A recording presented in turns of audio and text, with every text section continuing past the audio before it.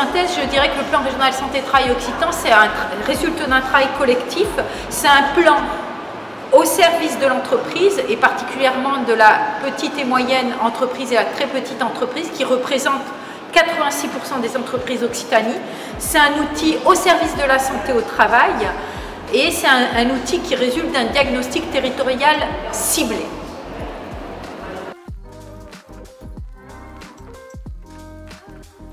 Quand on regarde de plus près les données sur les conditions de travail, on se rend compte que, pour vous donner quelques chiffres, 31% des salariés sont exposés à un ou plusieurs produits chimiques, 51% des salariés évoquent un manque de reconnaissance au travail. Donc toutes ces données nous amènent à penser qu'il y a des efforts à faire en matière d'amélioration des conditions de travail.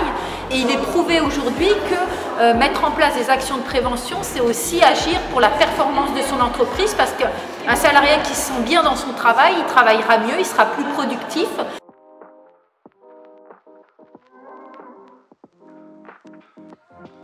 Déjà, ils ont eu un rôle dans la construction du plan régional santé-travail puisqu'ils font partie du comité régional d'orientation des conditions de travail. Ils sont représentés, donc ils ont participé au choix des actions de ce nouveau PRST.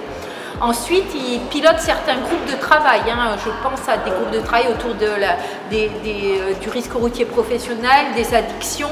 Ils participent à des groupes tels que la prévention de la désinsertion professionnelle, prévention du risque amiante. Le service de prévention et de santé au travail a un fort ancrage territorial.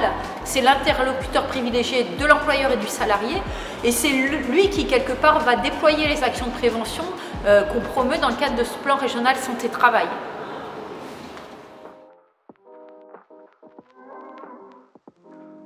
Un axe qui me tient particulièrement à cœur dans le cadre de ce nouveau plan régional santé-travail, c'est l'axe autour de la santé au travail des femmes.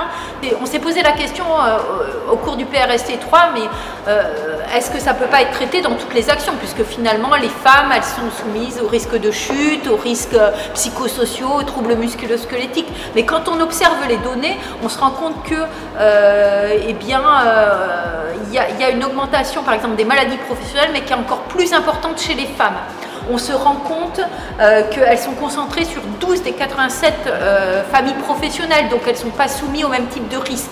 Et ce qu'on sait peu, c'est que l'employeur est tenu de faire une évaluation différenciée en fonction du sexe.